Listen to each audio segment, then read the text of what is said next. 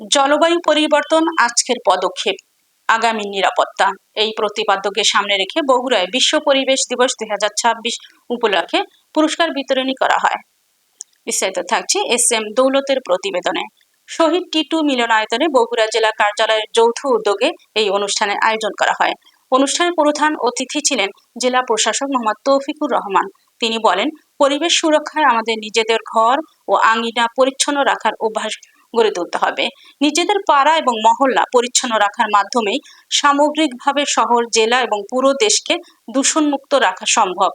জেলা প্রশাসক বলেন, 1968 সালে সুইডেন সরকারের উদ্যোগে জাতিসংঘে চিঠি প্রেরণের মাধ্যমে পরিবেশ দূষণের বিষয়টি বৈশ্বিক আলোচনায় আসে। পরবর্তীতে 1972 সালে স্টকহোম সম্মেলনের ধারাবাহিকতায় 1973 সাল থেকে বিশ্বব্যাপী এই দিবসটি নিয়মিতভাবে উদযাপিত হয়ে আসছে।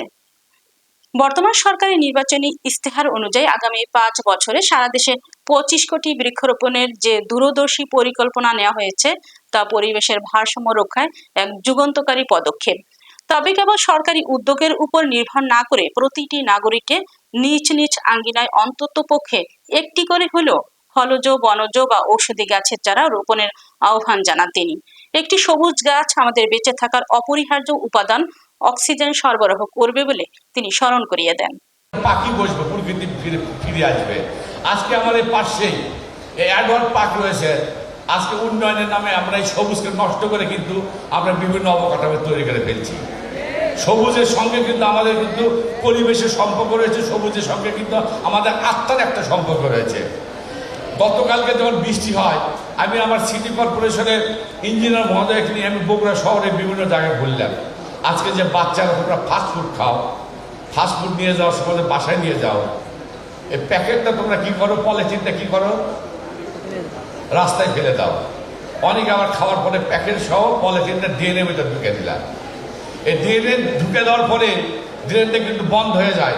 এই যে পানির স্বাভাবিক প্রবাহটা কিন্তু বন্ধ করে ফেললে তুমি বা আমি বা আমরা।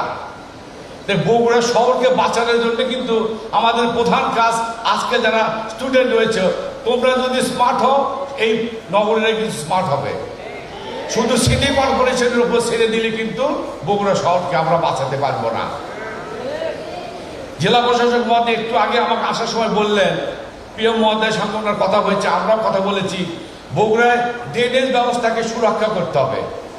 যে ড্রেনটা 2 ফুট রয়েছে, সেই ড্রেনটা যদি আমরা 5 ফিট বা 10 ফিট করি, স্বাভাবিকভাবে পানি প্রবাহটা কিন্তু স্বাভাবিক থাকবে।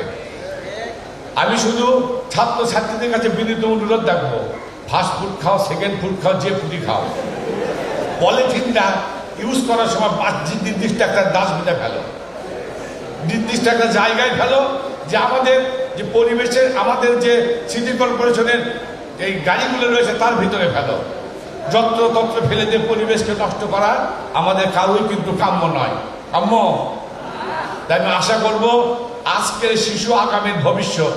আজকে তুমি যা দেখবা সেইভাবে কিন্তু তুমি বড় হয়ে কিন্তু সেই কাজ করবা। সূরা বাকারা 286 নম্বর আয়াতে মহান রব্বুল আলামিন বলেন, আমি কাউকে তার সাধ্যের অতিরিক্ত দায়িত্বভার প্রদান করি না। উনি নিজে বলে দিচ্ছেন, কিন্তু তোমার যে আজকে যে ফার্স্ট বয় আছে, সে যে কর্মক্ষেত্রে ফার্স্ট বয় হবে তার কোনো গ্যারান্টি নাই। যে ছেলে